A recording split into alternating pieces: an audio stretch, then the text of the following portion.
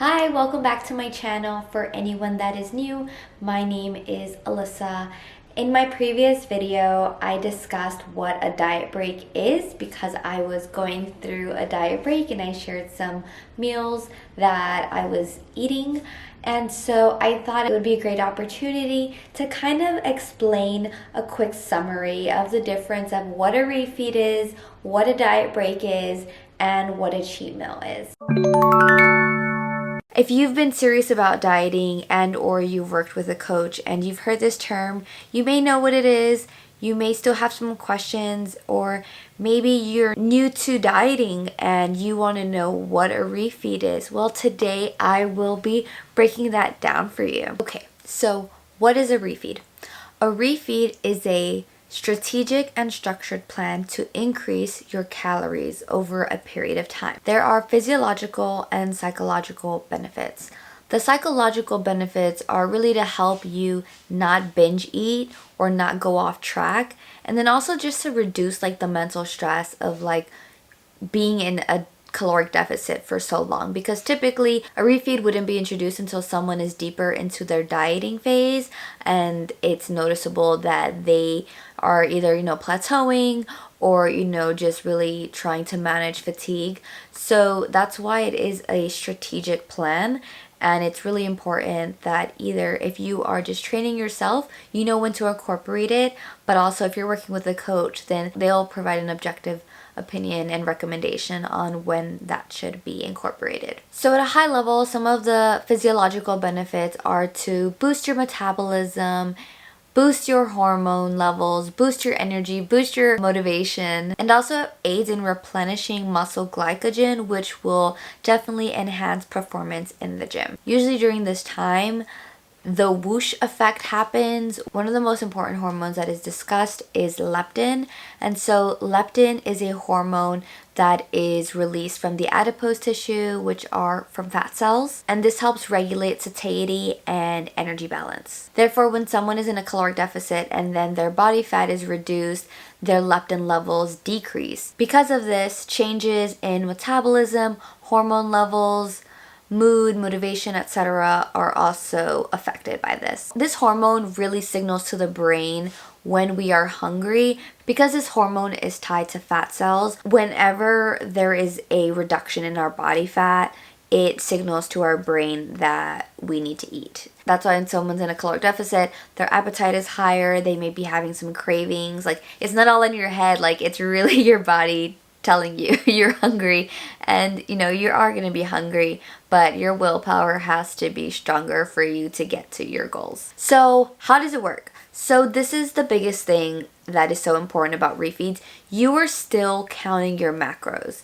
You are still following a plan. This does not mean that you can eat whatever you want, because then that can lead to overeating and then ultimately unnecessary and unintentional fat gain, which will then basically contradict everything that you just worked for. So it's really important to just know that you should be sticking to the same foods that you've been eating, like lean meats, low fat, no fat dairy. Still incorporate vegetables, but then you can incorporate more like whole grains and starchy foods like rice, potatoes, pasta. Another thing to mention is when increasing calories, you should only be increasing your carbohydrates. There's just been studies that increasing your carbohydrates is enough to bring back your leptin levels higher. If you start to increase your fat intake, then again, that can have some negative effects on your body. Typically, it's recommended to eat around maintenance or slightly above maintenance. Again, this varies from person to person and situation. Obviously, someone who is deep into a caloric deficit versus someone who is like in the middle of the caloric deficit, it's going to be very different. But again, like starting as like a baseline, it's usually anywhere between 30% of your current calories to your maintenance calories. When to use refeeds. So the first thing I'll tell you is you should not be incorporating refeeds if you're in a maintenance phase or if you are in a caloric surplus phase, because you're already eating at normal and or above levels that will help normalize your hormones. So again, this is really only if you're in a caloric deficit, and you shouldn't be incorporating these right when you start a diet. Like, this should be way down the line. If progress is stalled or if you hit a plateau, that can be an indication that you may need a slight bump in your calories for a day or two to increase your metabolism and then go back down into a caloric deficit. Again, because you're in a caloric deficit, your hormone levels are imbalanced, such as leptin, then you will notice more fatigue in the gym or just more stress, etc. So those can also cue when a refeed should be incorporated. If you are working with a coach, then they can objectively determine when is the best time to incorporate refeeds into your plan. However, if you are not working with a coach, and again, as I mentioned, it depends on where you are in your dieting phase. So a refeed typically lasts anywhere from 1 to 3 days. For someone who is in the beginning to the middle of their dieting phase, they may only have one refeed for every 10 low days. If someone is deeper into their dieting phase, they may have anywhere between 2 and 3 days of refeeds every 7 to 10 days. So diet breaks are basically like everything a refeed is, but it is a minimum of 7 days. It can be up to 2 weeks. This has to be very strategically planned. You are allowing your body to eat for a longer period, which will provide a lot more benefits.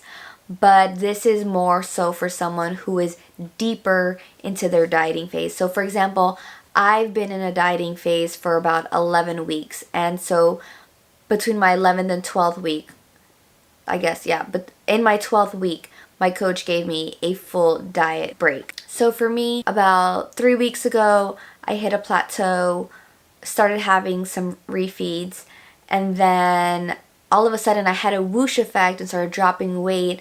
But then because of that, I was just more tired. There was a noticeable difference in my performance in the gym. There was a lot of information that I provided to my coach, and my coach had already mentioned that I was going to get a diet break in the next few weeks. And in my last check-in, he was like, you know what, like, let's just do the diet break now. So, you know, that's really what it's all about. Like, being able to provide a lot of information, being able to be objective about it, and yeah.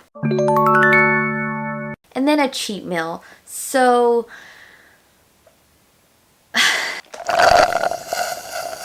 a cheat meal can either be a meal or a cheat day, and this is basically when someone just isn't tracking their food. Typically they're going out, eating at a restaurant, or, you know, eating stuff like donuts and pizza and all of those treat foods. Typically this is just like treats or like foods that I just typically wouldn't, you know, eat day to day, or, you know, they're not cooking it. This helps psychologically because you're not tracking, but if you are not strategic about it, then it can be very harmful to your fitness goals. And I think that if you're using the word cheat meal, you can create bad relationships with food. So I don't typically say cheat meal. If you enjoyed this video, please give it a thumbs up and hit that subscribe button for all future videos.